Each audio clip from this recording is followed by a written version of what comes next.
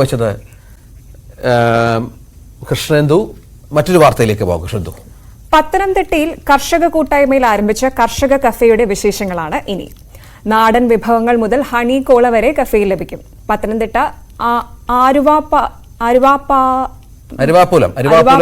കൃഷിഭവന്റെ ഗ്രാമപഞ്ചായത്തിന്റെയും ഒരു കൂട്ടം കർഷകരുടെയും നേതൃത്വത്തിലാണ് കർഷക കഫേയുടെ പ്രവർത്തനം.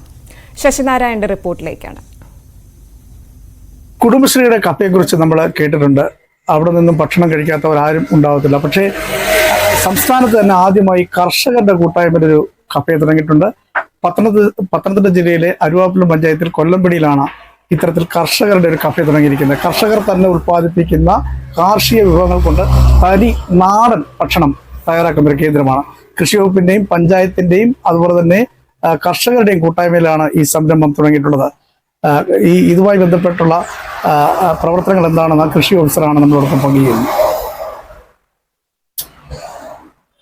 എങ്ങനെയാണ് ഇതിന്റെ ഒരു പ്രവർത്തനം തുടങ്ങിയത്? ഏത് രീതിയിലാണ്?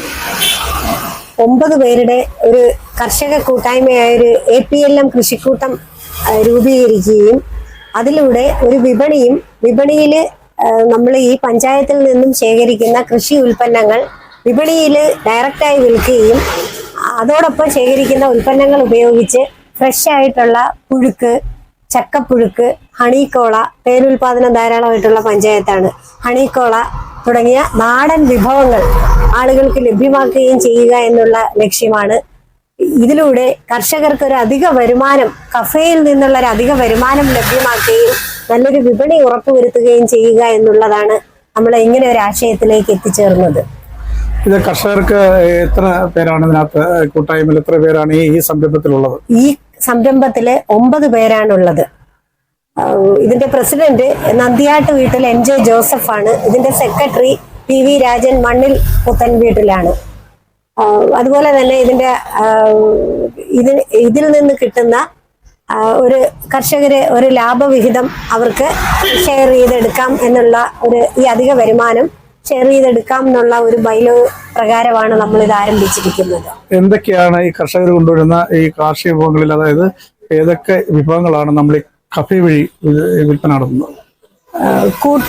കൂട്ടുപുഴുക്ക്, അതായത് കാച്ചില്, ചേമ്പ്, ചേന, കപ്പ, ഇതെല്ലാം തന്നെ നമ്മൾ ഇവിടെ സംഭരിക്കുന്നുണ്ട് വിൽപ്പനയ്ക്കായി. അത് കഫേയിലും ഇതൊരു കൂട്ടുപുഴുക്കായി മാറ്റുന്നുണ്ട്. അതുപോലെ തന്നെ കഞ്ഞി, നമ്മുടെ തന്നെ അരുവാപ്പലം റൈസ് നമ്മൾ ബ്രാൻഡ് ചെയ്തിരുന്നു. ഈ അരുവാപ്പലം കുത്തരിയുടെ കഞ്ഞിയാണ് നമ്മളിവിടെ വിതരണം ചെയ്യുന്നത്, കഫേയിലൂടെ വിതരണം ചെയ്യുന്നത്. അതുപോലെ തന്നെ ഹണിക്കോള നമ്മുടെ ഒരു ഹൈലൈറ്റ് ഐറ്റമാണ്.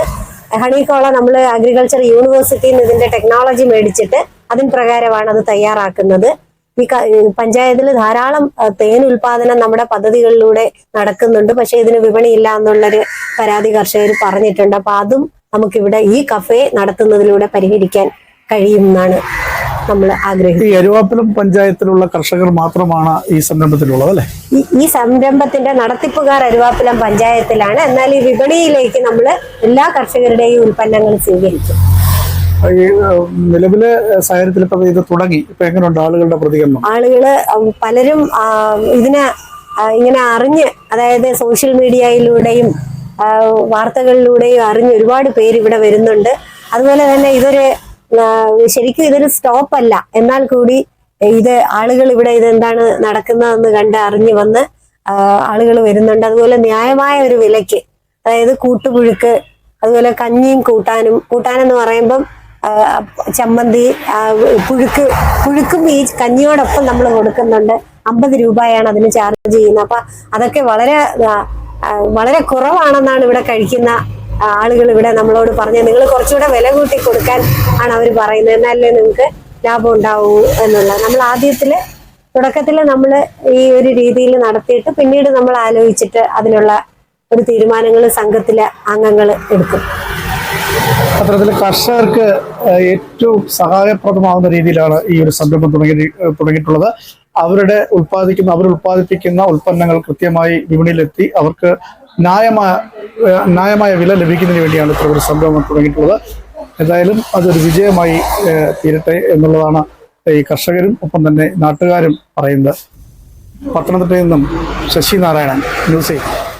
കുടുംബശ്രീ അംഗങ്ങൾക്കൊപ്പമാണ് ഷെയറാൻ ചേർന്നത്. പലപ്പോഴും നമ്മൾ ഈ പല സ്ഥലങ്ങളിൽ യാത്ര ചെയ്യുമ്പോൾ നമുക്ക് രുചികരമായ ഭക്ഷണം ലഭിക്കാനുള്ള ഏറ്റവും വലിയൊരു മാർഗ്ഗമാണ് നാടൻ ഭക്ഷണം. കുടുംബശ്രീ ഇവിടുത്തെ ഈ പറഞ്ഞ അവർ ഉണ്ടാക്കുന്ന കുടുംബശ്രീ അംഗങ്ങൾ ഉണ്ടാക്കുന്ന ഭക്ഷണത്തിന് ഒരു പ്രത്യേക രുചിയാണ്. എത്ര 5 സ്റ്റാർ ഹോട്ടലിൽ കയറുന്നതിനേക്കാളും ആസ്വദിച്ച് കഴിക്കാനും പറ്റും.